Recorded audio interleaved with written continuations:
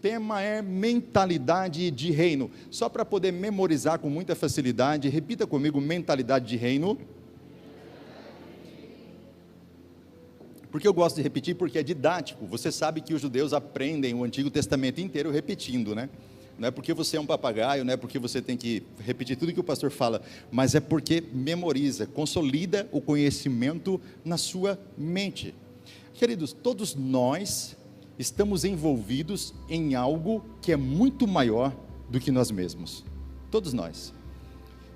E o que é isso que é muito maior do que nós mesmos? É o reino de Deus. O que é o reino de Deus? É o governo de Deus na terra, o governo de Deus entre os homens. Deus quer implantar o governo dele aqui na terra, que a vontade dele seja feita. O governo dele não é democrático, o governo dele não é socialista, o governo dele não é comunista, não tem perfil capitalista. O governo dele é teocrático, onde ele é o cabeça, ele é o juiz, ele é o rei, ele é o executivo, ele é o legislativo, ele é o judiciário. Esse governo teocrático, que é o governo dos céus aqui na terra, que vem a nós o vosso reino, é um reino que é muito mal interpretado, porque a impressão que fica é que parece que a igreja entende que é nós que temos que ir ao reino e não o reino vir a nós, sendo que tantas mensagens pregadas por Jesus Cristo, como pelos apóstolos, diziam que é um reino que vem. Jesus está sempre dizendo que esse reino está dentro de nós, está no meio de vós, e que um dia até nós cearíamos com ele nesse reino, na sua volta. Eu sei que nós ouvimos sempre e gostamos de cantar aqueles hinos que dizem que nós vamos e nós nos preparamos para ir, mas nós nos esquecemos de nos preparar para receber. A ideia que a Bíblia dá não é que nós estamos de mudança para o céu, a ideia que dá é que Deus é que está de mudança para a terra, e isso pode assustar você. Mas quando você vai em Apocalipse, existem 4 capítulos que são puríssimos na Bíblia. Todos são fantásticos, toda a palavra é inspirada por Deus, logicamente, mas são 4 capítulos que não tem a presença do pecado. O primeiro e o segundo capítulo de Gênesis e os 2 últimos capítulos de Apocalipse. E ele diz assim: vi novo céu e nova... Eu sei, dói falar, né? É que você acostumou a falar que é céu, né? Aí na hora que você vê que tem na terra, dá uma assustada, né? Se assusta mais ainda quando você lê a sequência que diz assim: os reis da terra traziam a sua glória de mês em mês para a Nova Jerusalém. A Nova Jerusalém é a morada que Jesus foi preparar para a sua noiva, que está lá em João 14, que ele disse: irei preparar para vocês morada. A Jerusalém que desce ou sobe do céu, irmãos? Quem lembra? Desce ou sobe? Exatamente, desce.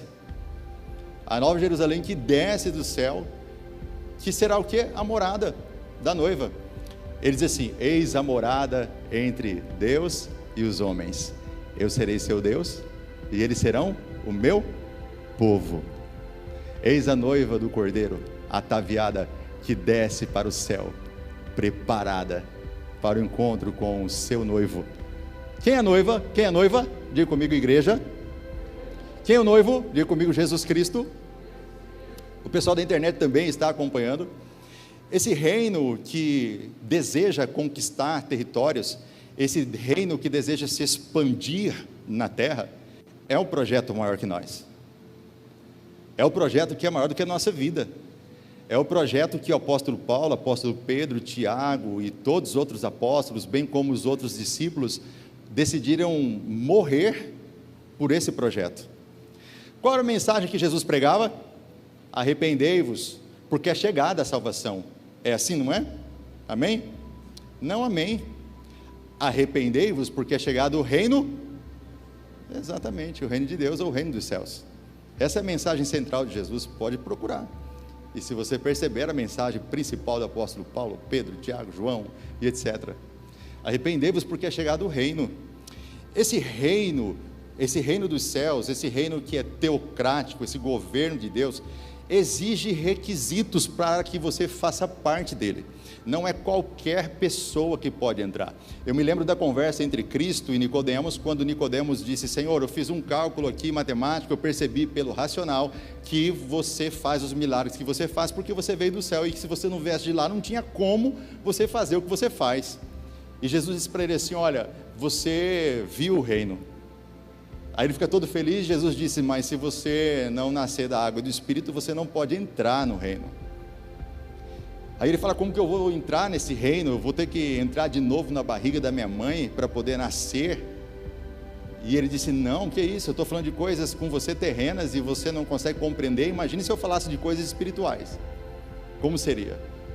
E a igreja muitas vezes passa por esse processo que passou Nicodemos, porque na sequência do texto e nessa introdução, eu quero que a sua mente fique bem atenta, porque essa introdução é intencional para atrair a sua atenção, para que você não pegue palavras ao vento e você entenda todo o contexto, porque na sequência, a partir do versículo 11 do capítulo 4 de Marcos, vai dizer assim: ó, a vós outros é dado o mistério do reino de Deus, mas aos de fora tudo se lhes propõe em parábolas, para que vendo vejam e não percebam, e ouvindo ouçam e não entendam, para que não suceda que se convertam e sejam perdoados. Você não leu errado. Você não leu errado o que eu acabei de ler aqui, e é o que Jesus falou. O requisito é a conversão, e ele está dizendo que algumas pessoas não farão parte desse reino, não vão entrar. E um dos principais requisitos para você conseguir entrar é a conversão, e a conversão é fruto de algo que o apóstolo Paulo vai chamar de metanoia. Não foi só o apóstolo Paulo que chamou de metanoia, Jesus Cristo chamou de metanoia. Não foi só Jesus Cristo, João Batista chamava de metanoia. Ele disse: arrependei-vos, porque é chegado o reino de Deus. E a palavra arrepender significa metanoia. A palavra metanoia, que vem com essa tradução de arrependimento, né, de arrepender-se, de você volver, como dizia no exército. Eu servi o quartel aqui na 13ª Brigada, eu me lembro que ele falava: volver é o quê? Muda de direção, volta completamente o contrário, se converta a direção que você estava indo. E o que significa? Significa que metanoia, que é converter-se, essa tradução da palavra converter-se, ela ficou um pouco pobre. Quando você coloca ela assim: arrependei-vos, porque é chegado o reino de Deus, essa palavra arrependei-vos, ela não ficou completa, ela não traz a noção real do que significa metanoia, porque a palavra metanoia significa literalmente mudança de mentalidade. Literalmente, irmãos, eu não estou arranjando a palavra para ficar legal e encaixar nessa frase que eu disse para você. Mudança de mentalidade, essa é a ideia da palavra metanoia. Mude a vossa mentalidade. Você vai ver o apóstolo Paulo falando isso em Romanos 12. Ele diz assim, que nós não devemos nos conformar com este século, ou com este mundo, que não é planeta, mas é sistema mundano, implantado pelo diabo, império das trevas. E ele disse: mas como que nós devemos fazer? Mas transformai-vos. E como é que essa transformação acontece na nossa vida? Deixa eu falar uma coisa para você. Quem aqui tem uma área da sua vida que está precisando realmente de uma transformação? Só levanta a mão para eu saber, só para saber. Então essa mensagem é para você. E ele está dizendo: mas transformai-vos pelo quê? De que forma que você vai viver essa transformação? De que forma que você alcança essa mudança que você deseja? Na sua vida financeira, no seu casamento, no seu ministério, na sua vida com seus amigos, no seu trabalho, seja na sua vida intelectual, espiritual, emocional, não importa. Como é que você vive uma transformação? Ele vai dizer: pela renovação do quê? Da vossa mente. E essa palavra renovação da mente significa o quê? Metanoia. Então, o metamorfo, que é transformai-vos, é consequência do metanoia, que é a transformação de mente. E metamorfos é transformação da forma.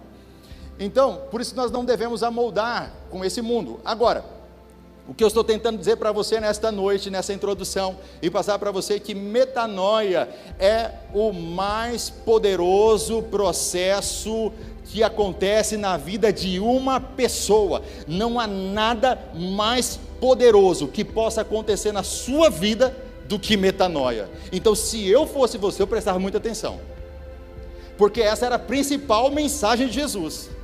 Em qualquer lugar que Jesus chegava, ele falava assim: metanoia, porque é chegado o reino, arrependei-vos, porque era a mensagem principal do apóstolo Paulo, do profeta João Batista e etc. Arrependei-vos, metanoia. Então é importantíssimo, tem tudo a ver com você, com a sua história, com a sua vida. Então, olha só, querido, se você entender que a mudança de mentalidade, que foi traduzida para o português como arrependimento, não é uma palavra cheia, não é uma palavra completa. Por quê? Porque arrependimento traz a ideia de uma consciência do erro. Veja bem, eu estou caminhando numa direção e eu tive consciência de que se eu continuasse eu ia cair no abismo. Então o que vai acontecer? Eu tive consciência, agora eu parei, eu não vou mais caminhar nessa direção, senão eu vou cair no abismo. Entenda algo, metanoia é muito mais profundo do que isso. Metanoia é muito mais do que um entendimento, do que um conhecimento intelectual que você consegue adquirir através da razão. Metanoia é um processo que envolve aprendizagem e envolve o conhecimento. Olha só, existe uma diferença entre você viver o aprendizado para a aprendizagem, e aprenda isso de uma vez por todas. Aprendizado é um conhecimento teórico que você absorve através do seu intelecto, da sua inteligência intelectual, da sua capacidade racional, da sua capacidade de matemática, a sua capacidade de você compreender as coisas. Mas a aprendizagem vai muito além da inteligência intelectual. A aprendizagem envolve a inteligência emocional, a aprendizagem envolve também a inteligência espiritual, envolve as três inteligências. O que é aprendizagem? É quando você aprende intelectualmente, mas você também aprende na prática, você também aprende com os seus sentimentos. Você não apenas percebe com a sua mente, mas você percebe com os seus sentimentos, e isso vai fazer com que você demonstre através do seu comportamento. Ou seja, aquilo que eu penso, eu sinto, aquilo que eu sinto, eu pratico. Isso é metanoia. Metanoia não é um processo apenas de conhecimento, de saber o que é pecado e o que não é.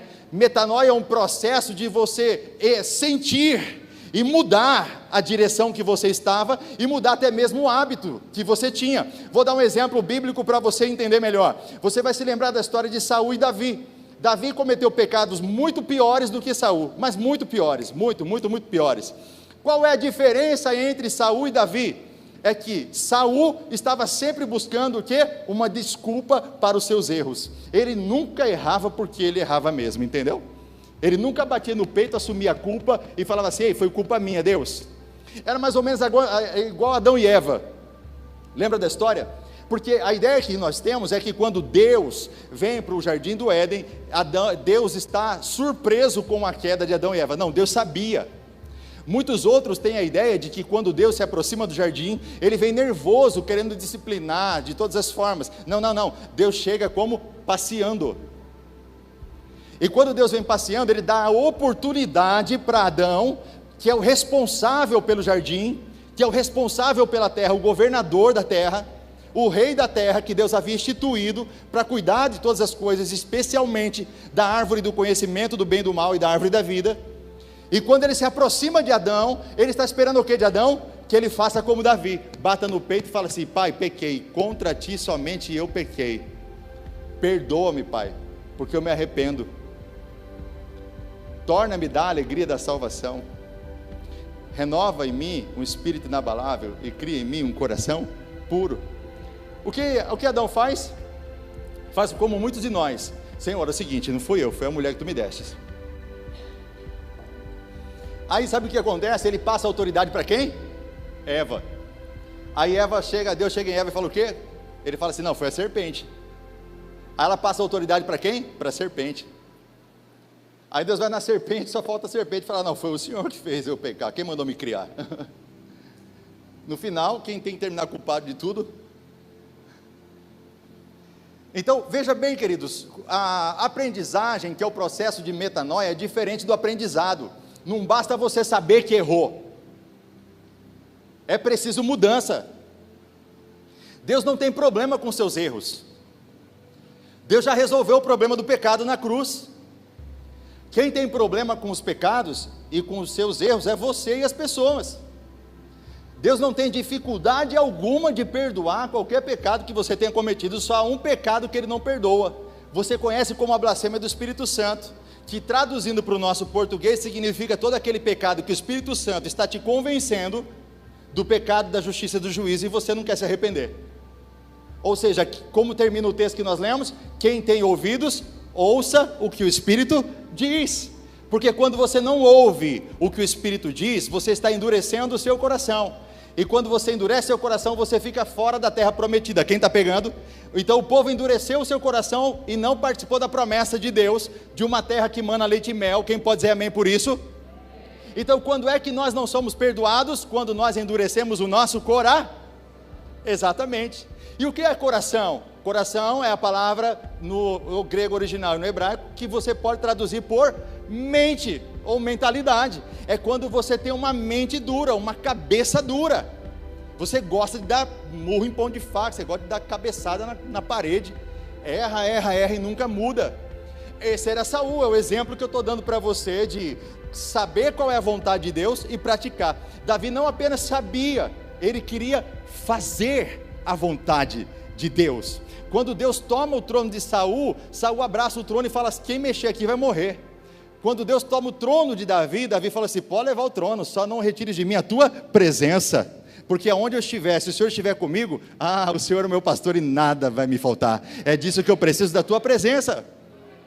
Então Saul sabia por teoria, por aprendizado, mas não por aprendizagem, ou seja, não aprendeu literalmente o que é metanoia, que acontece no processo de duas fases. A primeira fase é intelectual, quando você conhece, e a segunda fase é quando você pratica, ou seja, quando você sente e você exerce isso. Grave algo que eu vou colocar no teu coração nessa noite como uma semente do reino de Deus na sua vida. Nada é mais poderoso em nossas vidas do que metanoia. Você pode mudar o seu cabelo, você pode mudar a sua roupa, você pode mudar o seu endereço, você pode mudar de parceiro e de parceira, você pode mudar de cidade e até de país, mas se o seu interior não mudar, as coisas tornam a repetir, os erros voltam a acontecer na sua vida e você perde o ingresso do reino, porque para entrar no reino tem que nascer da água e do Espírito, tem que nascer de novo. Quem pode dizer amém por isso?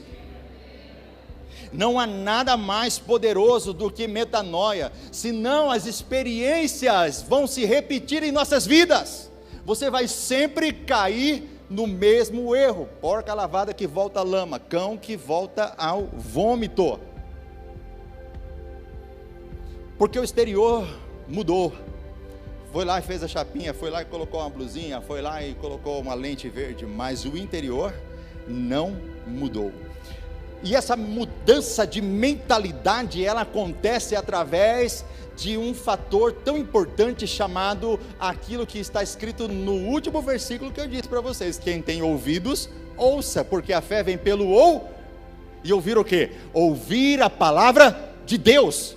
Quem está ouvindo a palavra de Deus aqui nessa noite, amém?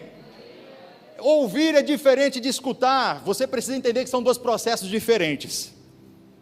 É como se fosse lá em casa, quando eu falo com as minhas filhas. Eu chego nelas e falo assim: papai, as 3 princesas, nós temos 4 agora, né, irmãos? Estamos povoando a terra, praticando o mandamento de Deus. Enquanto tem gente que está brincando, nós estamos trabalhando. Então, olha só o que está dizendo: vai lá, papai, lavar a louça. E elas falam assim: tá bom, papai. Meia hora depois eu volto, onde elas estão? No mesmo lugar, e não foi lavar a louça, porque entrou no ouvido e saiu pelo... Elas ouviram ou escutaram? Elas escutaram. Porque escutar, você escuta com os ouvidos. Ouvir, você ouve com o coração. Você ouve com a mente, é quando entra. É quando a palavra de Deus literalmente encontra morada dentro do seu coração. Amém? E não é à toa que o texto que nós lemos é a parábola do semeador. Um semeador saiu a semear. E esse ouvir esse evangelho do reino, porque Jesus vai explicar lá na frente o que era a parábola, porque Pedro fica confuso, fala: Senhor, explica que eu não entendi nada. Ele falou assim: essa semente é a palavra do reino. E aí a gente sempre exclui a palavra reino, né? Por exemplo, Jesus mesmo disse assim: esse evangelho tem que ser pregado até os confins da terra, não é verdade? Então, é meia verdade, porque lá está escrito assim: e esse evangelho do reino tem que ser pregado até os confins da terra. A gente lê pela metade e essa metade vira meia verdade. E aí você pensa que o evangelho que tem que pregar é outro, senão o do reino, mas é o do reino.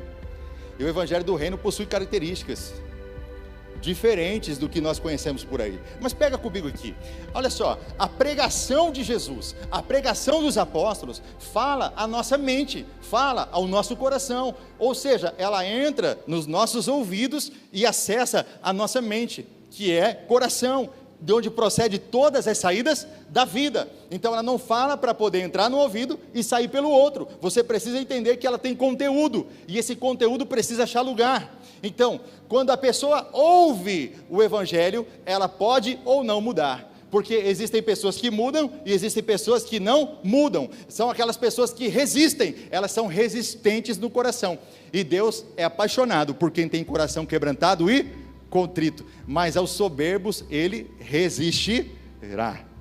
Se tem uma coisa que Deus não gosta, de gente arrogante, gente orgulhosa, irmão, esse Deus abate, é a promessa dele, hein? Porque o orgulho precede a queda, mas a humildade a honra. Quem quer ser honrado por Deus aqui? Quem quer ser honrado? Então Deus chama você atrás da malhada ali, dos bois, dos pastos, tira você do lugar de isolamento e até mesmo do lugar de anonimato, e levanta você e coloca entre os príncipes e as princesas, amém, irmãos? Não foram os sábios desse mundo que Deus decidiu revelar o reino, mas foram para homens e mulheres simples como eu e você. Quem está com o coração aberto aqui para receber a revelação do reino nessa noite? Oh, glória a Deus, aleluia. Espera aí, pastor Fabrício, então a mentalidade errada pode me tirar o acesso ao reino dos céus? Sim. Ao reino de Deus? Sim.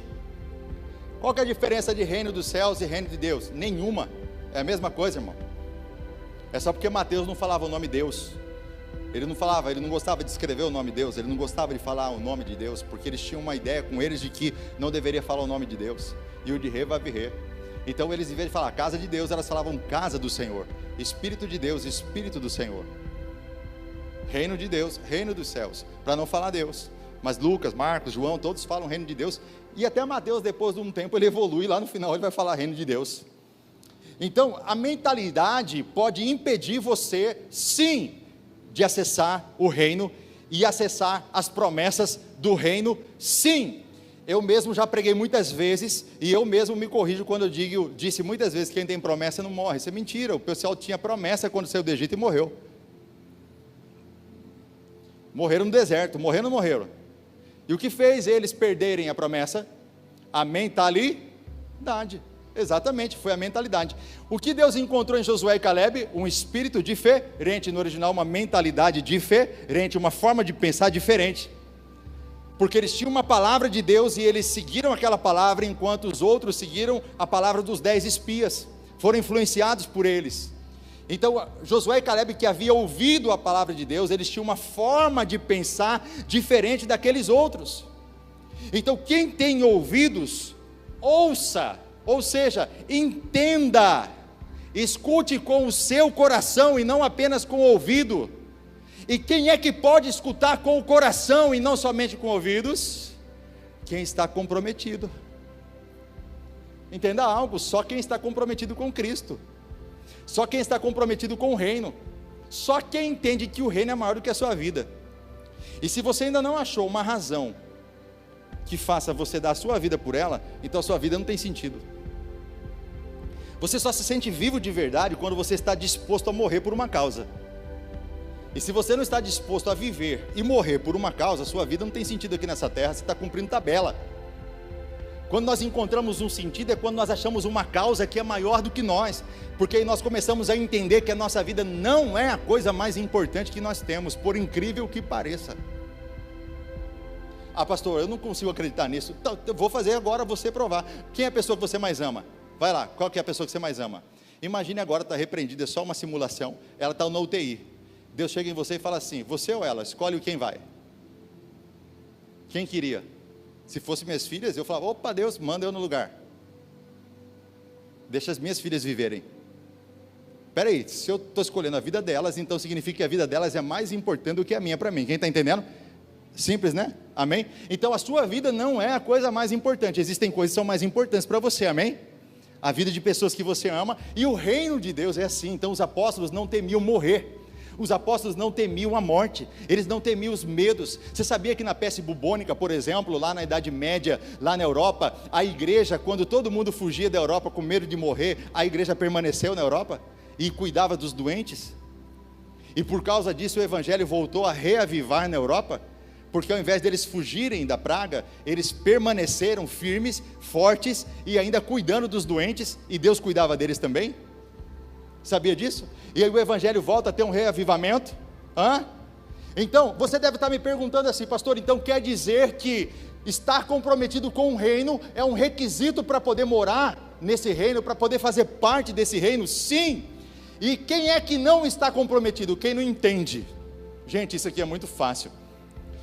O espírito do anticristo, ele trabalha contra o espírito de Deus. Então veja, o espírito do anticristo, que já opera no nosso meio, como disse o apóstolo Paulo em 2 Tessalonicenses, ele diz que ele já opera, já está trabalhando, já está operando, e a função dele é esfriar as pessoas. A função do espírito do anticristo é fazer com que você venha na igreja, você sente e você não entenda nada do que está sendo pregado. Se falar assim, você viu aquele louvor que foi cantado? Sim, legal aquele louvor, né? Foi legal. Aí você pergunta assim, então qual foi? A pessoa fala assim, não lembro. Eu não sei qual que é. Você viu que mensagem abençoada que o pastor pregou? Eu vi, qual foi o tema? Não lembro. Então essa é a função do espírito, do anticristo. Anular o espírito de Deus. Pastor, mas que coisa mais herética é você está falando? Anular o espírito de Deus? Sim, não entristeçais o Espírito Santo. 2 Tessalonicenses, capítulo 5, 1 Tessalonicenses 5, 22. Significa o que, pastor? Não entristecer, a palavra entristecer no original é anular.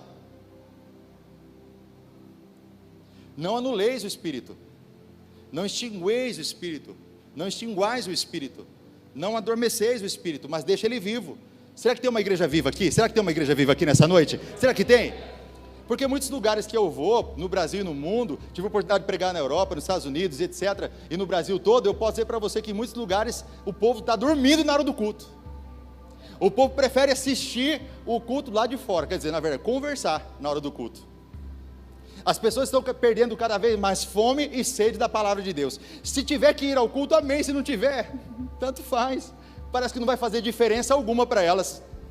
Já não tem mais sede da palavra, já não tem sede mais de orar, não tem fome mais de estar na presença do Espírito, já não glorifica, já não exalta, já não bate palma, na hora que tem que cantar junto já não canta, já não sente mais a presença, quando a palavra é pregada já não entende, já não sente mais a presença no louvor, já não tem mais amor pelas pessoas, já não consegue mais perdoar, já não consegue mais agir com misericórdia. Se aquela pessoa não gostou dela, ela vai lá e ela quer matar aquela pessoa. Onde estão as maiores disputas, onde estão as maiores guerras, está no meio da igreja, tudo por conta de um tal de o espírito do anticristo que está agindo, operando, como o apóstolo Paulo alertou a igreja, tomem cuidado, porque o espírito do anticristo, ele não falou para ímpio, irmãos, ele falou para a igreja, tomem cuidado, o espírito do anticristo opera no meio de vós, vocês não podem anular o Espírito Santo, é tudo no mesmo contexto que ele está dizendo. Agora, segura guerreiro, segura guerreira, porque esse evangelho que Deus está derramando na nossa mente, que é o evangelho do reino, ele vem para a gente, já disse, na nossa mente, mas ele vem em forma de semente. Diga assim comigo, sementes. Quem pode falar mais alegre aí? Sementes. Quem está entendendo a palavra? Quem está entendendo a palavra? Você não precisa entender tudo, mas só entender o princípio. Ele vem em sementes, e Jesus faz questão, presbítero Tiago, de contar isso, uma parábola do semeador, o semeador que saiu a semear. Então ele vai semear e ele pega algumas sementes caem, outras sementes também, e outras, e ele fala de um semeador que é insistente, um semeador que não desiste na primeira semente que caiu, um semeador que continua semeando, ainda que tenha outras sementes caindo, e até chegar à terra boa, são pelo menos 3 quedas de sementes, Isso fala de mim, fala de você. Quem é que disse que você nasceu pronto? Quem é que disse que você não vai errar até você se tornar terra boa? Quem é que disse para você que você não está sujeito a tropeçar? Um justo pode cair até 7 vezes, mas de todas o Senhor o levantará. Esse semeador mostra para a gente a insistência, a persistência, a perseverança de quem quer viver o reino. Não desiste no primeiro obstáculo, ele continua semeando. Está com uma pessoa bonita ao seu lado aí, diga para ela: continue semeando, continue semeando. Fala para ela: mesmo que as sementes caiam no chão, continue semeando, não pare de semear. Eu sei que a vontade é de desistir, de abandonar, de chutar o balde, de empurrar tudo e falar assim: vou viver a minha vida de qualquer jeito. Mas Deus nessa noite está dizendo para você: não pare de semear, não é hora de desistir. Continue semeando, a terra boa está bem ali diante de você. Logo, logo virão os frutos de Deus na sua vida, aleluia. Logo, logo virão os frutos. Louvado seja o nome do Senhor. E a primeira semente que cai são aquelas que caem na beira do caminho. Aquelas que caem na beira do caminho são atacadas pelas aves. Diz o texto: então vieram as aves e comeram. Em algumas versões, pássaros, aves de rapina. Para quem que Deus deu a semente? Para qual a intenção de Deus? Dar a semente para a terra boa. Mas a semente acabou caindo na beira do caminho, e rapidamente os pássaros vieram roubar as sementes que Deus direcionou para a sua vida. Preste bem atenção: as sementes que Deus direcionou para a sua vida, que aves estão roubando de você, estão tomando de você. Entenda uma coisa: essas aves comeram as sementes que Deus havia direcionado para o solo bom. Elas roubaram, elas tomaram aquelas sementes, e aquelas sementes fizeram muita falta. Mas a boa notícia é que Deus não desistiu de semear na nossa vida. Eu sei que você já foi roubado, eu sei que já foi tirado de você muita coisa, mas Deus continua a semear na sua vida, e é por isso que você está respirando, porque Ele não desistiu de semear no solo do seu coração e no solo da sua mente. Vem semente de Deus sendo liberada para você nessa noite. Só quem crê levanta a mão aí. Nessa noite Deus vai liberar sementes. Se liberaram palavras de morte, se as aves roubaram de você, não importa.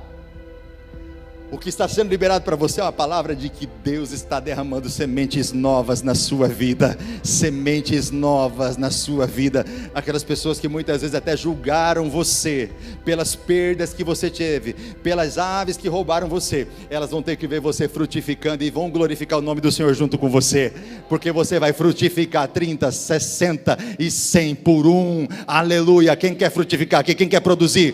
Eu estou declarando nessa noite que essas aves que têm roubado as sementes de Deus na sua vida, elas estão repreendidas. Têm roubado as sementes da felicidade, as sementes do reino da prosperidade na sua vida, e tem feito você cair em endividamento. Você tem andado em tristeza, angústia profunda. Essas aves estão roubando de você as sementes que Deus tem trazido da felicidade, da alegria, da paz, da prosperidade. Mas acabou o tempo. Nós nos posicionamos como Samar se posicionou naquele dia, naquele território, e disse aqui: os filisteus não roubam mais. Nós estamos nos posicionando como igreja para declarar que essas aves enviadas pelo inimigo estão repreendidas em nome de Jesus. Deus vai encher o nosso celeiro, Deus vai trazer saúde para a igreja. Se o meu povo que se chama pelo meu nome se humilhar e orar e se converter dos seus maus caminhos, então eu virei. Então eu declaro que Deus está vindo na sua direção, e Ele não está vindo com as mãos vazias. As sementes estão nas mãos dEle, as sementes da bênção que você tem clamado, que você tem orado, que você tem jejuado,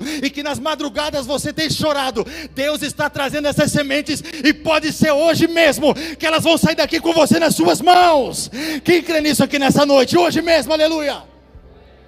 Irmão, hoje eu estou bom para pregar, irmão. Estou com vontade de pregar, não sei se está bom para ouvir. Não sei se você quer, mas eu quero. Aleluia. A mente é uma arma poderosa. Ela pode rejeitar a semente ou receber a semente. Sabe qual o problema da mente que não consegue receber a semente? O que nós chamamos de escravidão. Pegue algo que é muito importante para a sua vida. Pegue algo que possa fazer diferença para a sua história. O povo saiu do Egito e saiu riquíssimo, com todos os ouros, pratas, pedras preciosas e todos os utensílios mais preciosos do Egito. Foi com tanta coisa que o povo saiu do Egito, que até hoje o Egito é pobre, nunca mais se levantou, nunca mais. Eles saíram ricos, livres. Eles estavam ricos exteriormente, livres exteriormente, mas na mente eles ainda eram escravos. O que eles diziam? Melhor fosse para nós morarmos no Egito e comer lavagem, comer comida estragada, sermos enterrados, sepultados no deserto, nas areias, do que aqui nesse lugar, com Moisés. Então a semente pode ser rejeitada por você também, a partir do momento que a sua mente não está preparada para ouvir. E eu já disse para você que ouvir é diferente de escutar. Você escuta com o ouvido e ouve com o coração. E o que aconteceu? Eles não tinham a mentalidade correta para entrar na terra prometida. Nem os teus piores inimigos podem causar danos tão grandes contra a tua vida do que a sua própria mentalidade. A sua mentalidade pode tirar de você a terra prometida. Aquele povo morreu no deserto, sem viver a promessa. Se você deseja viver uma promessa, você precisa da mentalidade de reino, e não da mentalidade de escravo do Egito. E o Egito é a representação do mundo. Você não pode estar no reino com a mente do mundo. Ou você é do reino, ou você é do mundo. As duas coisas nunca andarão juntas. Elas não combinam. Elas não entram em acordo. Não há comunhão entre luz e trevas, entre bem e mal. Isso não existe.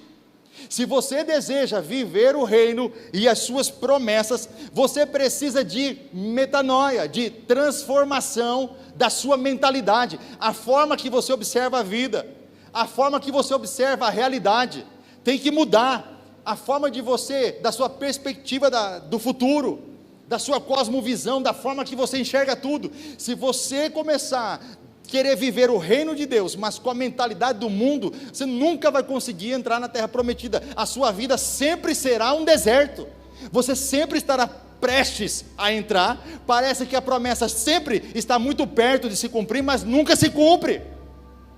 Então nós temos que sair da fase da promessa e entrar para a fase da realidade. A realidade é quando nós pisamos os nossos pés na terra prometida, somente depois que o nosso coração pisou primeiro. Porque a partir do momento que os seus pés pisam na terra prometida, mas o seu coração ficou lá atrás, Deus te tira para fora. Não foi assim com os convidados das bodas, que Jesus contou a parábola, que eles não vieram preparados, e Jesus e o pai do noivo disse: lançai-vos nas trevas exteriores, aonde há choro e ranger de dentes, porque eles não estão dignos aqui dentro.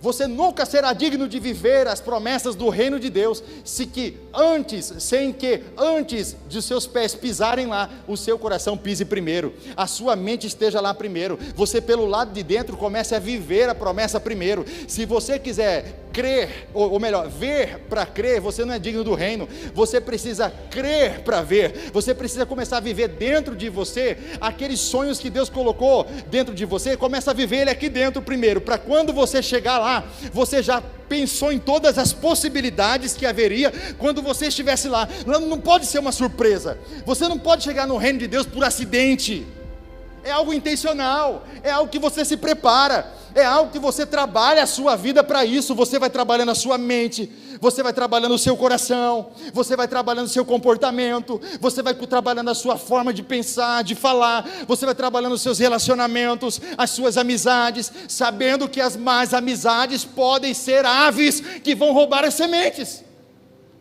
porque quem anda com tolo será como tolo, como diz Provérbios.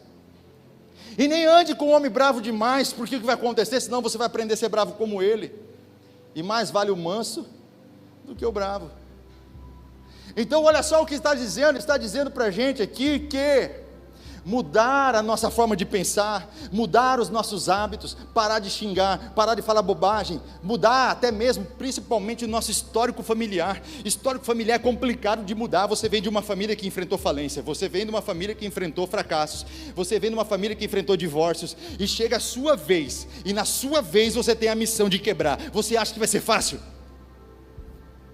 Você tem que se preparar para isso, para você ser o primeiro casal da sua família que não vai divorciar, a primeira pessoa que não vai morrer de cirrose, a primeira pessoa que não vai se envolver com drogas, a primeira pessoa que vai prosperar e que não vai enfrentar falência. Perceba na sua vida que o histórico familiar te persegue o tempo todo, e quebrar esse histórico não é coisa fácil. Para você viver a promessa do reino, de que um dia você vai prosperar, de que um dia que você será abençoado, você precisa começar a viver a promessa dentro de você, antes de você pisar os seus pés lá, porque senão você será como o povo no deserto, ou o povo na terra prometida. Quando eles estavam na terra prometida, eles lembravam do deserto.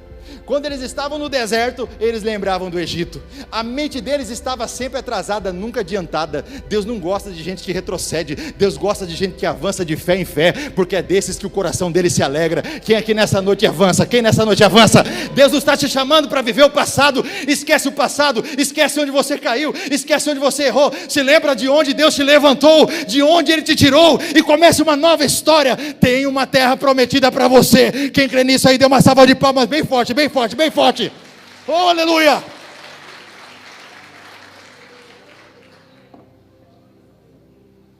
Toda mudança só vai valer a pena quando você começa a viver ela dentro de você primeiro. Se você não vive ela dentro de você, você não sabe, você não experimentou nos seus sonhos, na sua mente, no seu coração. Deus disse para Moisés: sai, vai na terra, liberta o meu povo, enfrenta Faraó e traz o povo aqui para adorar. Missão de Moisés: tirar o povo do Egito e trazer no mesmo monte para adorar. Era a missão dele. A missão dele não era entrar na terra prometida. A missão dele era levar o povo para celebrar a Páscoa no monte. E aí o que acontece? Deus primeiro constrói um sonho no coração dele. Deus diz para Abraão: sai da sua terra, da sua parentela, vai para um lugar que eu vou te mostrar. O que Deus está fazendo? Deus está construindo uma imagem na mente dele para ele sonhar. E esse sonho, essa chama nunca pode se apagar. Exemplo, quer ver? Não pense, eu vou pedir para você não pensar agora num elefante verde, tá bom? Não pense. Você pensou? Todo mundo pensou, irmão. É assim que Deus coloca a semente na nossa mente. Ele faz você imaginar. Ele faz você enxergar com os olhos não físicos, porque nós não andamos por vistas, nós andamos por visão. Ele faz você enxergar com os olhos espirituais. Ele abre os seus olhos espirituais, e todas as vezes os seus olhos espirituais são abertos, são para Deus mostrar para você assim: vale a pena permanecer firme, continue semeando, não desista, não pare, não pare. Lembre-se do que eu te mostrei, lembre da imagem que eu mostrei para você. Lá na frente tem bênção, lá na frente tem um troféu esperando por você. Quem pode dizer amém por isso? É isso que está acontecendo. E aí uma pessoa uma vez me perguntou: pastor, é possível alguém que não quer mudar? Lógico que é. Ninguém muda ninguém, só Deus muda uma pessoa, ou a própria pessoa que se muda. Porque eu aprendi na Igreja Batista que o processo de conversão é Deus quem faz, mas aí eu fui descobrir na Bíblia que é completamente o contrário, é nós que fazemos. Em nenhum momento Deus diz assim: eu vou te converter. Não, nascer de novo é com Deus, você tem que nascer de novo, é o Espírito Santo que faz. O processo de conversão é você, é um processo, não é um ato, é um processo de uma vida toda. É por isso que ele fala assim: é você que deve negar a carne, é você que deve renunciar, é você que deve se transformar, é você que deve renovar, é você. Deus não vai fazer por você, você precisa fazer. Então, pastor, é preciso, é possível alguém que não quer mudar? Mudar sim. Olha a primeira tentativa de Deus. Quando Deus quer fazer uma pessoa mudar, tirá-la de escravo e colocá-la como rei, porque Deus chamou a nação de Israel para ser reino e sacerdócio, assim como chamou a igreja para ser reino e sacerdócio, o que Deus faz? Deus promete uma terra que mana leite e mel. Sim ou não? Deus promete uma terra que mana leite e mel. O que significa isso? É a forma que Deus trabalha com a gente. Primeiro Ele vem falando de coisas boas. Primeiro Ele vem fazendo você sonhar com Ele. Ele coloca um sonho no seu coração. Ele coloca um plano no seu coração. Ele coloca um projeto na sua mente. E Ele diz assim: olha, e aí, o que você acha? Você sonha comigo esse sonho? Vamos realizar juntos esse projeto? E cabe você dizer sim ou não. E quando Ele não desiste de você, porque Ele ama tanto você, que quer você junto dEle, e Ele percebe que você diz não aos projetos que Ele tem, e que Ele quer realizar junto com você, e você disse não, então Ele vai para o segundo passo. E qual é o segundo passo? O segundo passo se chama deserto, porque se o primeiro passo é revelando um sonho, é dando prazer, é trazendo alegria, é tentando atrair você com coisas boas. O segundo passo não é quebrando você no deserto, porque deserto é a semente que cai aonde? Nas pedras. A semente que cai nas pedras, no solo rochoso, ele vai passar por sequidão, e o que vai acontecer com ele, se não tiver água, ele vai secar e vai morrer seco. Não é assim que aconteceu? Assim são as pedras. O semeador deixa cair as pedras em terreno duro, coração duro. Deserto serve para quebrar coração duro, gente resistente, gente arrogante, gente orgulhosa. Deus não gosta, ninguém gosta, né? Você gosta de gente arrogante do seu lado? Todo mundo gosta de pessoas humildes. Quais são as pessoas que você mais admira na sua vida? As talentosas, as famosas, as ricas ou as humildes? Com certeza vai ganhar de 10-0 as humildes. Todo mundo gosta de gente humilde. Você vai ficar ao lado de alguém arrogante? Pode ter dinheiro, mas é arrogante? Então é dessa forma. Deserto serve para quebrar coração duro. E coração duro é bom de dar desculpa. Coração duro é bom para murmurar. Se tem um povo que gosta de murmurar, o crente no deserto. Deus está mandando maná, Deus está mandando carne, Deus está mandando água, tirando água da rocha. Eles estão murmurando, eles estão reclamando o tempo todo. Eles tentaram o Senhor 10 vezes no deserto, 10 vezes eles murmuraram. 10 vezes eles ficavam todo momento criando desculpa para tudo. Tudo tinha uma desculpa. E a desculpa é a que a gente chama de vitimismo. É Saul. Senhor, sabe o que foi? Eu fui sacrificar porque o senhor, profeta Samuel, demorou um pouquinho de tempo, e aí então eu fui sacrificar, porque o povo estava indo embora. Aí Samuel disse, mas eu não te disse que deveria esperar? Agora porque você não obedeceu, o seu reino vai ser tomado de ti, e vai ser dado para outro, que é segundo o coração de Deus, que vai obedecer e vai fazer conforme a vontade de Deus. Foi tomado de você o reino, foi tirado de você, você perdeu a oportunidade de reinar, perdeu o reino.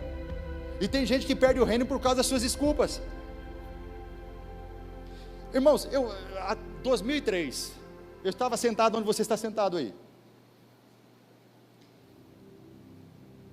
E eu era uma pessoa que estava sentada, você está sentado aí, nesse mesmo lugar aqui, e era um reclamão, murmurão, desculpento. Pastor Zé Alves era nosso pastor. Tudo eu queria dar uma desculpa, tudo eu queria reclamar, tudo eu queria achar um defeito, tudo eu queria achar alguma coisa. Eu estou no culto aqui, foi o pastor Nairto, o pastor Zé Alves trouxe o pastor Nairto aquela vez, pastor. E Deus usou a vida do homem para falar comigo, gente. Falou assim, muda de pensamento, meu irmão, você vai perder. O reino de Saul era para ficar para sempre, ele perdeu. Muda seu pensamento. Os filhos de Samuel não honraram o pai, perderam o sacerdócio, passou para a casa de Zadok. Muda seu pensamento, senão eu vou levantar outro segundo o meu coração. Nós tínhamos umas vigílias aqui nas sextas-feiras, era até o irmão Valdeci que ficava muito à frente, né, pastor? E a gente ficava aqui orando nas sextas-feiras a madrugada toda. E aí nessas orações eu comecei a chorar aqui na presença de Deus, aqui na frente, irmãos, e comecei a chorar mesmo, e falar, que sou eu? Que sou eu para dizer o que é, o que não é? Que sou eu? O apóstolo Tiago disse que eu sou como um vento passageiro, que eu sou como uma folha que seca rapidamente. E eu falei assim, Senhor, a partir de hoje eu faço um voto contigo, nunca mais eu levo problema para o pastor Zé Alves. Dá até dó do pastor, toda vez que tinha uma fofoca, ela lá ia levar. O pastor está falando mal do senhor. Ô coisa horrível. Não fala, irmão, deixa o pastor abraçar o cara sem saber. É bom que ele abraça na maior tranquilidade, etc, né? Sem machucar o coração. Falei, nunca mais o pastor vai receber de mim uma reclamação, vai ouvir qualquer conversa, vai ouvir qualquer coisa, todas as vezes vai ouvir só coisa boa. E é a mesma coisa a liderança da igreja, mesma coisa. Deus me provou durante quase, isso era 2002, me provou até 2004, eu estava sentado, se não me engano, ali, ó, onde está a irmã Vani. O pastor Zé Alves saiu daqui, foi lá e falou para mim assim, e aí, quero conversar com você e com Graciela, já estava casado. E eu disse, sim pastor, o que será que eu já fiz de errado dessa vez, amor? Falei para minha esposa. Ela, você lembra de alguma coisa? Eu falei, não lembro de nada, estou de boca fechada, estou orando, estou glorificando, estou exaltando o nome do Senhor. Aí o pastor ficou fazendo um drama, gente, ele ficou quase 6 meses para falar o que era, e toda vez, eu quero falar com você, quero falar com vocês dois. Eu falei, pastor, por favor, fala logo, foi alguma coisa que eu fiz de errado? Ele, não. Meu filho, eu quero mandar você para o seminário. A igreja vai bancar tudo, vai você, vai Graciela. Você aceita? Eu nem sabia que era seminário. Eu falei, aceito, em nome de Jesus eu aceito. Na hora que eu fiquei quieto, o pastor falou, não fala para ninguém, fica quieto. Mas não teve jeito, a notícia vazou. Um dia eu estou saindo aqui na porta da igreja, o irmão me para ali na igreja e fala assim, por que você e não eu? Por que você e não eu? Eu sei pregar, eu sei cantar, eu sei dirigir, eu sei fazer isso, eu sei fazer aquilo. E eu fui ficando assim na parede assim, cara, eu não sei, de verdade, eu não sei por que eu não dou dízimo tão alto. Eu já estava ganhando bem naquela época, mas eu não dou um dízimo tão alto. Não, se quisesse pensar mal do pastor, porque o pastor estava mandando por causa de dízimo, ia ser pior, porque ia perder o dízimo, né, pastor? Ia ser até pior. Eu falei assim, eu não sei por quê. Depois eu fui entender que era o coração. Sabe por quê, irmãos? Porque a desculpa impede você de entrar no reino. Sabe o que eu fazia? O pastor chegou em mim e falou assim, Fabrício, você vai cuidar da escola bíblica. Eu falei, tá bom. Quando ele percebeu que eu tinha mudado de atitude, ele me deu a oportunidade. Você vai cuidar da escola bíblica. Eu falei, amém. A escola bíblica era 9 e pouco, 9h30. Eu chegava aqui 7h30. Eu pegava a vassoura e varria todo o quintal da igreja. Entrava, lavava o banheiro da igreja. Arrumava toda a igreja. Pegava os quadros, comprei quadro, comprei pincel. Coloquei em todas as salas de aula. Mandei fazer um uniforme para todo mundo, todos os professores. E os professores tinham lá material didático e tudo para eles poderem fazer. Quando os diáconos chegavam, a igreja estava aberta e já estava limpa. Um diácono chegou em mim e falou assim, ô irmão, você está fazendo meu trabalho. Eu falei, só domingo de manhã, irmão, você me libera? Só domingo de manhã. Porque eu decidi parar de dar desculpa. Ei, por que você não é usado? Por que você não entra no reino? Por que você não vive as promessas do reino? Porque você é cheio de desculpa. Ah, mas porque lá na igreja é assim, porque é assado, porque não tem oportunidade por causa disso, porque eu caí lá atrás, porque eu passei vergonha, porque os irmãos me julgam, porque... Você está preocupado com o que os outros pensam a seu respeito? Você ainda está nessa fase? Quantos anos de crente você tem, irmão? Você está nessa fase ainda? Isso é coisa de criança, irmão. Criança fica preocupado com o que os outros pensam a respeito dele, de jovem, de adolescente. Crente maduro quer saber o que Deus pensa a seu respeito, meu irmão. Você entrega tudo o que Deus manda você entregar, pronto, acabou, gostou, não gostou, o problema é de quem não gostou, ele vai tratar com Deus, irmão. Ele que entra em oração. No outro dia que você vê ele, você dá um abraço gostoso nele lá e fala assim, glória a Deus, agora não dá, é só a mãozinha por causa da pandemia. Eu fui a outra igreja domingo passado, fez o irmão tudo abraçar. Aí o pastor falou, pastor, está todo mundo aí com medo de pegar. Eu falei, não vai pegar, irmão. Ninguém vai pegar, se pegar, nem eu vou pegar, abracei todo mundo. Eu falei, não vai pegar. Por falar isso, quem quiser me dar um abraço, eu já fiz o teste lá, tá uma brincadeira, gente. Fica tranquilo. Olha o seu irmão e fala assim, pare de desculpas. Fala para ele assim, pare de murmuração. Se você não mudar a sua mentalidade, a forma que você está fazendo as coisas, você não vai ter resultado diferente. Coloca o seu coração naquilo que você está fazendo. Faça aquilo e valorize aquilo como se fosse maior do que a sua vida. Sabe o que aconteceu comigo? O pastor falou assim, Fabrício, agora eu vou dar para você, eu não lembro se foi os adolescentes. Você vai cuidar dos adolescentes. Tinha uns 6 adolescentes, e tudo bravo ainda, né, pastor? Mandu, você não estava aguentando mais cuidar deles. Eu falei, deixa comigo, nós vamos cuidar dos adolescentes. E eu cheguei e falei para eles assim, adolescentes, vocês são tudo filho de crente velho aqui dentro da igreja, né? Então, já vou falar uma coisa para vocês, eu não vou fazer a vontade de vocês, eu vou fazer a vontade de Deus. Quem quiser continuar, vai ficar. Quem não quiser, está liberado para sair. Quero ver, irmãos. Quero ver, não saiu ninguém, muito pelo contrário. Os adolescentes aqui se tornou o maior grupo que tinha dentro da igreja naquela época. Nós fazíamos retiros com os adolescentes, com mais de 150 adolescentes, muito mais. Retiros na fazenda do Daniel lá, e etc, muitos eventos, batizamos esse pessoal, entendeu? Muitos deles hoje já estão casados, têm filhos. Aí o pastor falou assim, agora você vai ficar nos varões, e tudo isso antes do seminário, e eu procurava fazer o melhor de todo o meu coração, sem murmuração e sem desculpas. Para com as suas desculpas, elas estão roubando de você o reino de Deus. Entenda uma coisa: se não mudarmos a nossa mentalidade, nada muda. Para de querer mudar o outro. Ei, os irmãos não louvam, os irmãos não batem palma, os irmãos não glorificam, e você? Porque na hora que você começar a mudar, a sua mudança vai contagiar outras pessoas. Oh, glória a Deus! E Deus vai levantar novas Euflosinas aqui, amém, irmã Vani? Amém? Eu gostava da Euflosina quando ela estava no meio aí, rapaz, ela já começava a pegar fogo rapidão, irmão. Não é, presbítero, assim? Então, gente, Deus tem você como instrumento principal para derramar a semente. É você agora. Agora, meu irmão, esquece aqueles irmãos que quando você chegou estavam aqui e eram mais velhos do que você na igreja, não estão mais. Quem é a igreja agora é você. É você que Deus está levantando como coluna. É você que tem que fazer a diferença. Parou a reclamação, parou a murmuração, parou a dureza de coração. Está na hora de se dedicar a algo que é maior do que você. Isso aqui é de Deus. Deus tem ciúme disso aqui. E isso aqui, a igreja é a noiva do Cordeiro, e aquele que cuida da noiva do Cordeiro vai ganhar a sua recompensa. Deus tem recompensa para você. Ele está convidando você para herdar o reino que está preparado desde a fundação do mundo, para aqueles que o temem e o amam. Aleluia. Quem ama Deus aí? Quem ama Deus aí? Está na hora de começar a fazer a diferença. Aleluia. Ô, irmão, pelo menos usa a minha vida como exemplo. Já saí daqui de onde vocês estavam. Já conheci Israel, já conheci a África, a Ásia, a Europa, os Estados Unidos, a América do Sul, o Brasil, o Norte, o Oeste, Leste, Sul, tudo pregando o Evangelho. Saí daqui de onde vocês estavam. 2003 até hoje dá quantos anos? 2003 dá quanto tempo? 17? Então, ó, só isso de tempo atrás, eu estava sentado como você está aqui hoje. Entendeu? Estava sentado como você está aqui hoje, mas eu acreditei, sabe o quê? Não no deserto, eu acreditei no sonho que Deus tinha me dado. Eu falei, Senhor, eu não quero passar pelo deserto para ter que alcançar a promessa, basta o Senhor me dar o sonho, que eu sonho junto com o Senhor.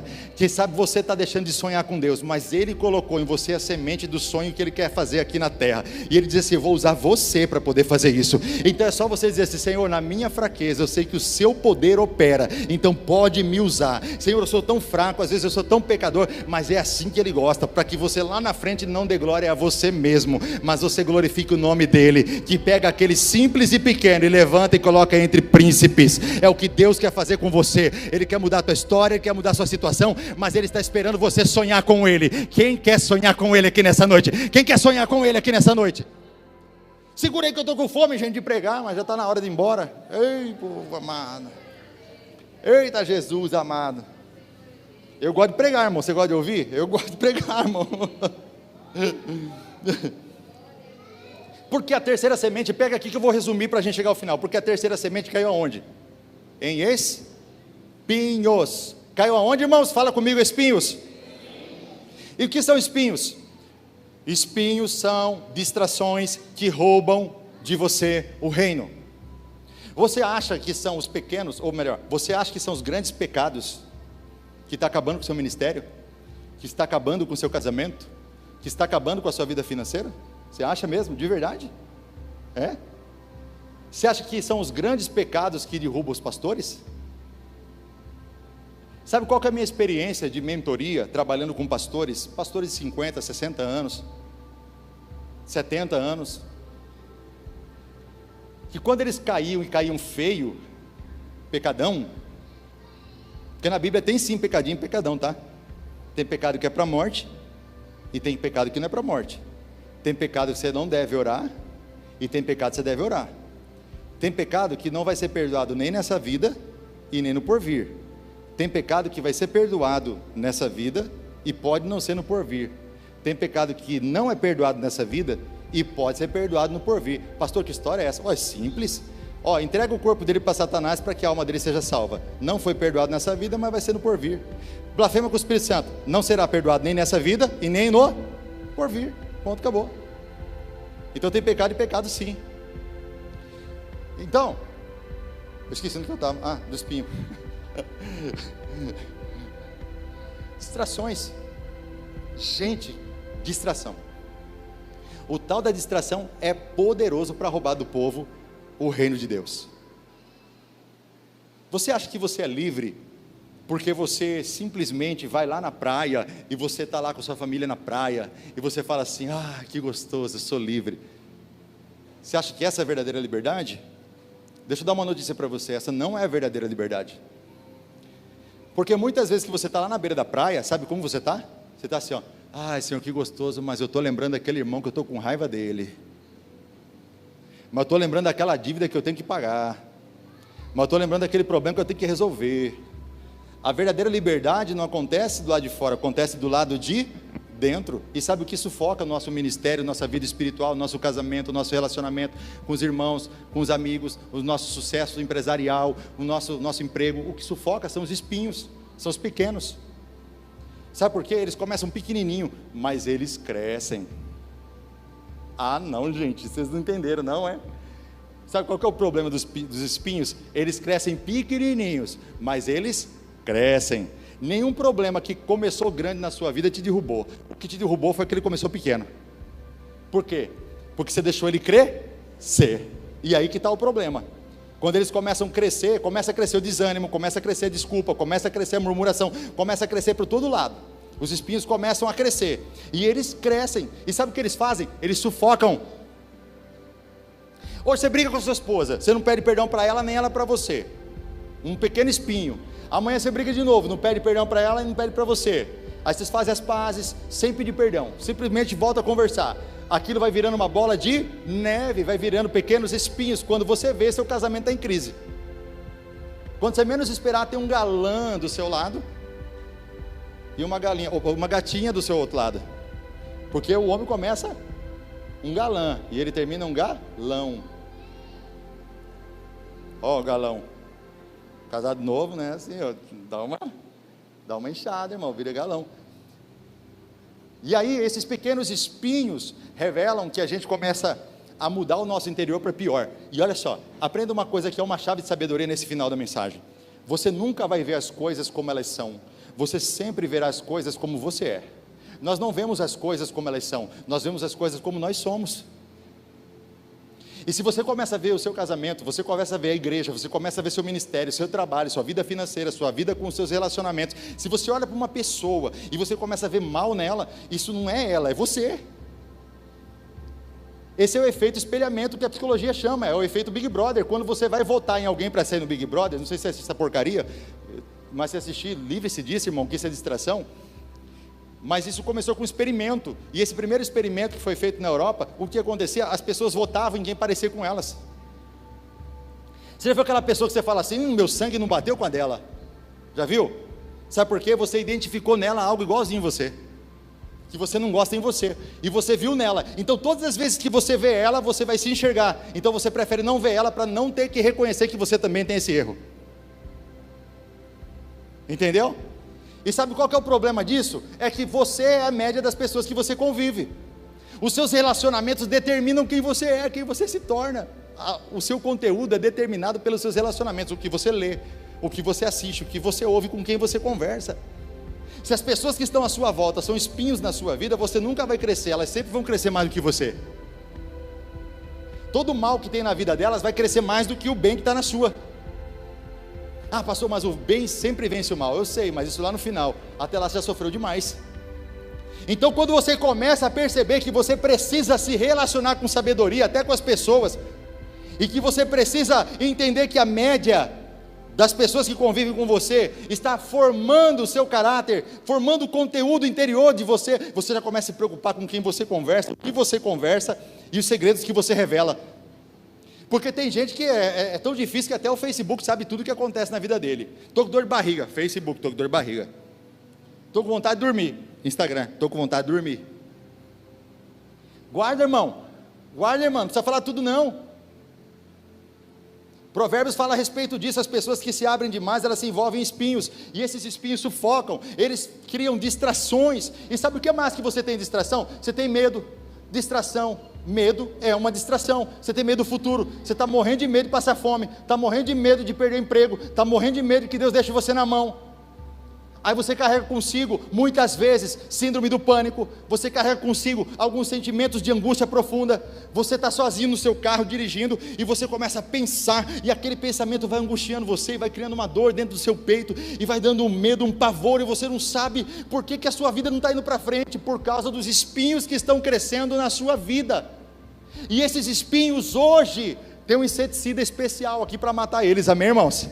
Todo espinho que o inimigo lançou na tua vida hoje, para sufocar a semente do reino, vai morrer. Essa angústia, esse medo, essa depressão, essa angústia profunda, essa distração, você vai ver muito bem essa síndrome do pânico indo embora contra a sua vida, essa falta de prosperidade, esse medo de falta de sustento. Deus vai trazer bonança sobre a sua vida, Deus vai matar os espinhos que estão sufocando a sua vida, que estão machucando o seu coração, esse pensamento de morte, esse pensamento de tirar sua própria vida, de morrer, e até mesmo medo de morrer. Deus vai tirar esses espinhos da sua vida hoje, porque a semente do reino não será mais sufocada na sua vida, ela vai frutificar, como está dizendo aqui no texto, aleluia, vai frutificar. Esses espinhos funcionam com esses medos, com esses pavores, com esses bloqueadores emocionais, que muitas vezes travam a nossa vida espiritual, travam o nosso relacionamento com Deus. São dúvidas que você carrega, confusão mental, raiva, sentimento de autocondenação, você fica se condenando o tempo todo. O tempo todo. Coloca a mão no peito, por favor, e diga: eu sou aceito por Deus. Diga: eu sou aceito por Deus. Você precisa falar com vontade, com coragem, com autoridade, com paixão, com amor. Diga: eu sou aceito por Deus. É assim mesmo, irmão. Tem que colocar amor nesse negócio, tem que colocar paixão nesse negócio, a autoridade do Espírito Santo, tem que colocar, irmão. A igreja precisa se levantar de uma vez por todas. O espírito do anticristo tem jogado espinhos, mas hoje mesmo eles serão assassinados. Esses espinhos serão secos. Nós vamos ver a semente de Deus dando frutos e frutificando na nossa vida, em nome de Jesus. Só quem conhece essa palavra aqui e recebe no coração, dê uma salva de palmas a Ele, porque a Ele a honra, a glória e o louvor, somente a Ele. Oh, aleluia. Diga: eu sou solo bom. E aqui eu quero encerrar. Diga: eu sou solo bom. Diga: eu dou frutos. Eu encerro dizendo para você que os grãos rendiam. Olha só, os grãos rendiam. Olha só como, olha bem para mim que eu estou como um profeta de Deus na tua vida hoje. Ministério profético, Efésios 4:11, está lá: apóstolos, profetas, pastores, mestres, evangelistas. Eu estou como um profeta na tua vida hoje. Os grãos vão render na sua vida em nome de Jesus. Os grãos vão se multiplicar na sua vida em nome de Jesus. Quem está recebendo aí? Quem está tomando posse aí? Quem está tomando posse? São poucos minutos que nós vamos estar aqui, gente, pouquíssimos. Você tem que aproveitar. Isso aqui é a sua vida, isso aqui é a sua história, é seu legado que você vai deixar. O que você vive hoje é resultado do que você pensa. O que você está vivendo hoje é resultado do que você acredita. É o que você deixou entrar, é a semente que você aceitou na sua vida que está dando o resultado que você está vivendo hoje. Se você está feliz ou infeliz, cabe você decidir qual que é, se é de felicidade ou de infelicidade. Mas o que você está vivendo hoje foi resultado de uma semente que você deixou entrar no seu coração. Agora, o que você vai viver amanhã também será resultado de uma nova semente. Eu estou aqui profetizando por acaso alguma coisa ruim para você, ou só coisa boa, irmão? Só coisa de Deus. Então a semente que eu estou liberando para você, pela pregação da palavra, para que você ouça, não escute, mas ouça, entre no teu ouvido e vá para o coração, são sementes de bênção para a sua vida. Eu quero ver gente a partir de hoje com chaves do reino na mão. Eu quero ver demônios saindo correndo da sua presença. Eu quero ver as pessoas sendo curadas quando você for orar. Eu quero ver você declarando que o céu vai se abrir, a chuva vai cair. Eu quero ver as coisas do reino de Deus acontecendo em nosso meio, porque Ele vai levantar você. Não importa a sua idade, não importa a sua condição social, seu grau de escolaridade, não interessa. Deus não olha para essas coisas. Ele só está procurando um coração que seja igual ao coração dele aqui nessa noite, que Ele quer usar nessa geração. É o coração que Ele quer usar, não é pela sua sabedoria, pelo seu conhecimento, pela sua força, pela sua beleza, pela sua altura. Isso não interessa para Deus a chave do carro que você usa, a marca da roupa que você está vestindo. Isso aí importa para os homens. São os homens que veem isso, Deus não vê isso. Deus está olhando para a sua essência, Deus está olhando para o seu coração, Ele está sondando o seu coração, Ele está fazendo a leitura para saber o que você está pensando agora. Porque os pensamentos vêm da onde? Jesus falou, vem do coração. Do coração vem os pensamentos maus e os pensamentos bons. Os homens tiram do seu bom tesouro, o coração, o fruto, o seu bom tesouro. É do coração que sai. É de lá que procede todas as saídas da vida. E é o que Deus está examinando em você hoje. Então olha só, se a semente vai produzir 30, 60 e 100 por um, cada semente, imagina um milho. Vamos dizer que o milho tem 300 sementes, eu acho que é isso mesmo até. Eu não entendo muito de agropecuária, não sei. 300 sementes numa espiga de milho. Se você planta 1 grão de milho, você vai ver nascer, crescer um pé de milho, e ela vai ter, por exemplo, aí, vamos dizer que ela vai ter 10 espigas. Você entrou com uma semente, nasceu um pé de milho com 10 espigas, sendo que em cada espiga possui 300 sementes. 300 vezes 10 dá quantas sementes? Quantos? 3.000, é isso? Você entrou com uma? É isso que ele está dizendo para a gente. Levanta a tua mão, é isso que eu estou declarando aqui na tua vida nessa noite. R$1 vai virar 300. É isso que eu estou declarando na tua vida, você tem que ter fé para isso. Olha só, a geração não entrou, sabe por quê? Vou dizer para você nesse final. A gente fala no final, presbítero, só para fazer parecer que está acabando, mas está acabando mesmo, rapidão. Olha só, gente, quando você vive no deserto, você vive de quê? Rapidão, pensa comigo, você vive no deserto, você vive de quê? Diga assim comigo, milagres. Fala comigo, milagres. Deserto dá para plantar? Dá? Dá para cultivar? Dá para criar animal? Dá para fazer alguma coisa? Não dá para fazer nada, você depende de Deus, somente de Deus, e você precisa de mim. Amém? Quem está entendendo? Todas as vezes que você estiver vivendo no deserto, entenda, Deus vai sustentar você com milagre, amém? Agora, a terra prometida. O que você faz na terra prometida? Dá para viver de milagre na terra prometida? É lógico que não. O que você tem que fazer na terra prometida? Ela mana leite e mel. Então o que você precisa fazer? Você precisa semear, plantar. Agora você não vai depender mais de Deus mandar cordonizes, ou mandar maná, ou tirar água da rocha. Agora você tem que furar o poço. Pastor, me explica direito. Eu vou te explicar então, se quiser eu vou desenhar para você. Entenda algo importantíssimo. Existem tempos que Deus que vai derramar na sua vida, mas existem tempos você que tem que furar o poço. Existem tempos que é você que tem que plantar. Existem tempos que é você que semear. Você fica muitas vezes igual Moisés. Senhor, e agora, meu pai? E Deus diz para Moisés: por que clamas a mim, Moisés? Não é hora de orar. Diga ao povo que marche, toca nas águas que o mar vai se Você já orou lá atrás, agora é hora de agir. Você já orou no deserto. Você já clamou no deserto. Você já viu milagre no deserto. Na terra prometida é lugar de semeadura. Porque quanto você semeia, você pode colher 30, 60 e 100. 30, 60 e 100. Quem tem aí desejo no coração de ver na sua vida as bênçãos de Deus se multiplicar? Multiplicar, multiplicar, multiplicar. Chega de escassez. Fala assim: eu mando embora a escassez da minha vida. Fala, manda embora a escassez. Bate no peito, fala assim: eu fui chamado para o reino. Fala, eu fui chamado para o reino. Fala assim: reino é multiplicação. Fala aí. É exatamente isso, gente. Eles não souberam tirar leite e mel da terra. Eles ficaram achando que Deus ia mandar cordonizes, ia mandar maná, ia mandar coluna de fogo, coluna de nuvem, ia mandar essas coisas para eles. Eles falaram assim: opa, coloquei vocês onde estava, agora é vocês que vão fazer. Então, naquele momento lá, eu estava ensinando vocês a se tornarem uma bênção. E para vocês se tornarem uma bênção, eu tinha que mandar bênção para vocês. Nesse momento aqui, vocês já são a bênção. Aonde vocês pisarem a planta dos pés, estará abençoado. E aonde vocês tocarem as suas mãos, estará abençoado. Você precisa entender que existem fases, e chegou talvez na sua vida a fase de que Deus não vai sustentar mais você com milagres como você gostaria, mas que Ele tornou você o grande milagre que vai abençoar essa geração, e essa terra, e essa igreja, e a sua casa, a sua família, o seu trabalho. Você é bênção. Você é o milagre de Deus. Eu sou o milagre de Deus. Eu estar aqui na frente aqui, eu sou o milagre de Deus. Primeira vez que eu preguei, meu irmão, eu falei assim: desisto, não nasci para isso. Continuo pensando, tá? Mas você é resultado do que você acredita.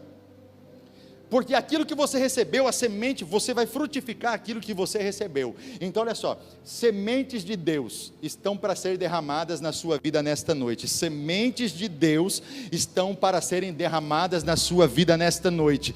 Quem está aí como solo bom, preparado para receber essa semente? Fique em pé em nome de Jesus, fique em pé em nome de Jesus. Fique em pé em nome de Jesus. Louvado seja o nome santo do Senhor. Irmão, deixa eu falar uma coisa triste para vocês, triste, que você deveria chorar ao saber disso. Muito triste. Eu não sei se você sabia, mas com exceção de Josué e Calebe, todos morreram no deserto, não entraram na terra prometida. Você quer uma coisa mais triste? Os que entraram de 22 anos para baixo, entraram com os ídolos que Raquel trouxe da casa de Labão e que levou com ela para o Egito. E eles vieram do Egito com esses ídolos escondidos nos bolsos. E Josué para diante deles e diz assim: ei, eu não sou Moisés não, hein? Se vocês querem servir a Deus, então sirvam. Mas se querem servir outros deuses, que eu sei que vocês estão escondendo nos bolsos de vocês, que eu não sou bobo, então sirvam a Ele. Porém, eu e a minha casa, nós serviremos ao Senhor. Estou rapando fora de vocês.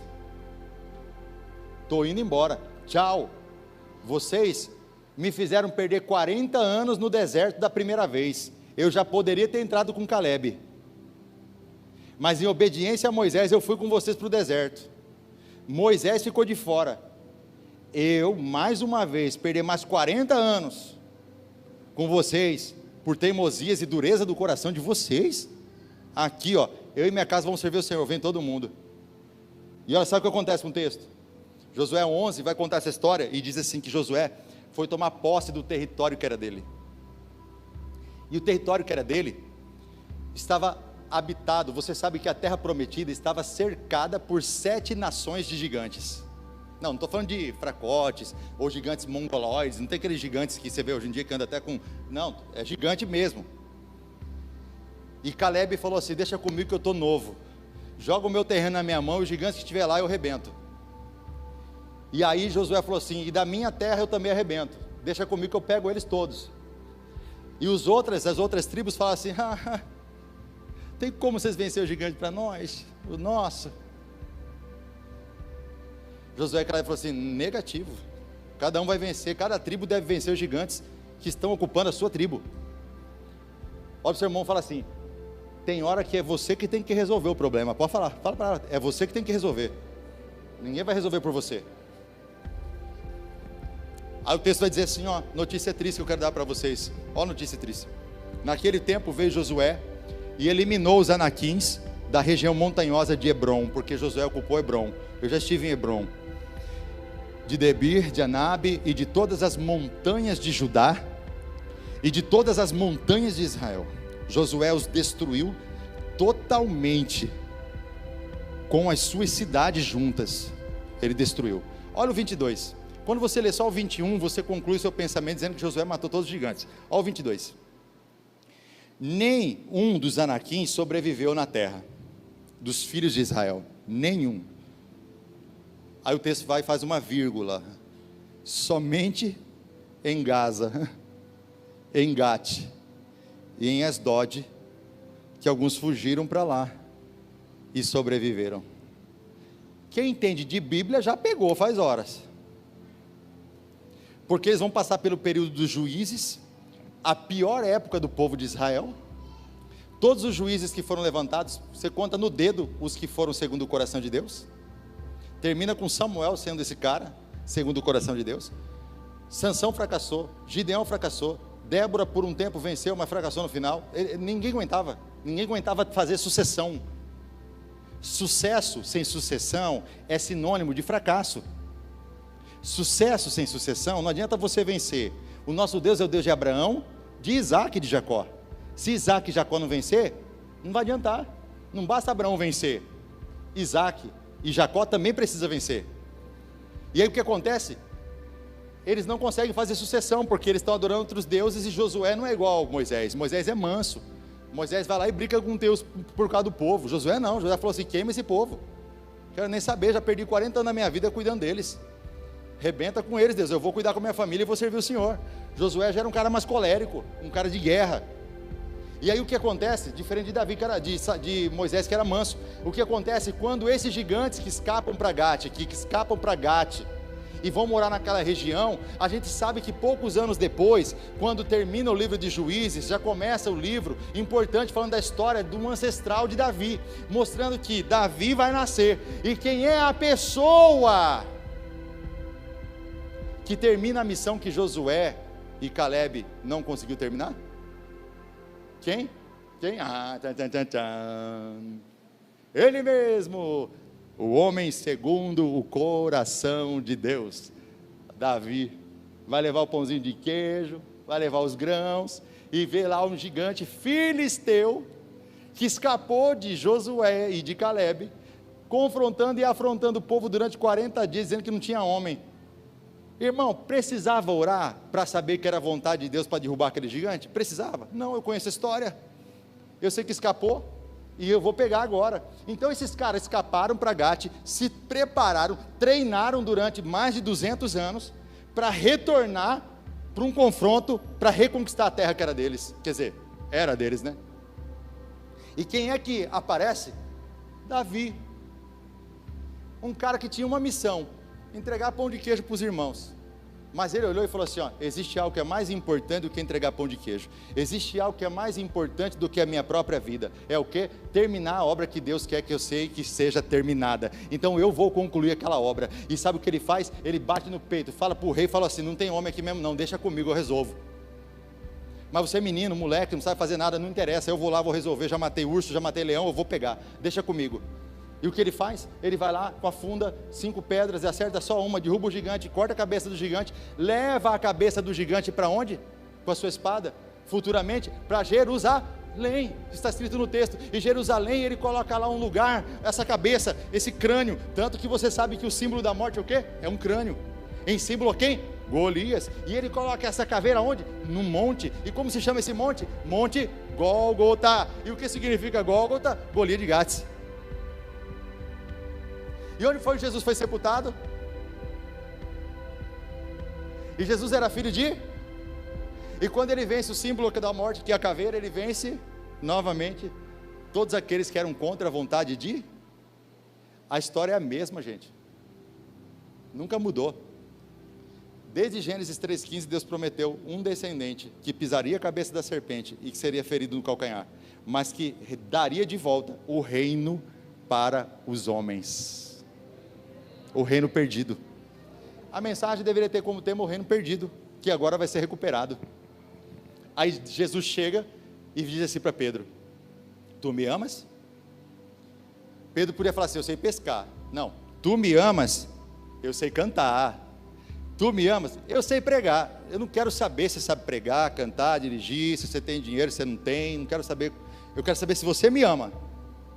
Sim, Pai, tu sabes que eu te amo. Então agora você vai apacentar as minhas ovelhas.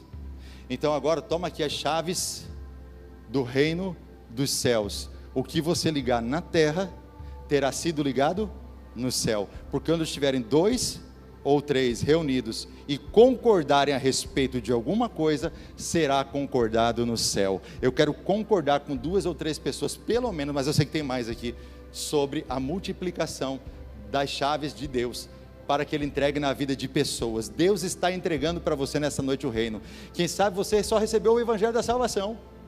Sim, Senhor, eu aceito Jesus. Amém, aceito. Até bens o corpo. Amém, aceitei. Faz outra pera de novo. Já vem de novo aqui. Irmão, está na hora de você aceitar o próximo passo, o reino, as chaves. Está na hora de mudar de vida.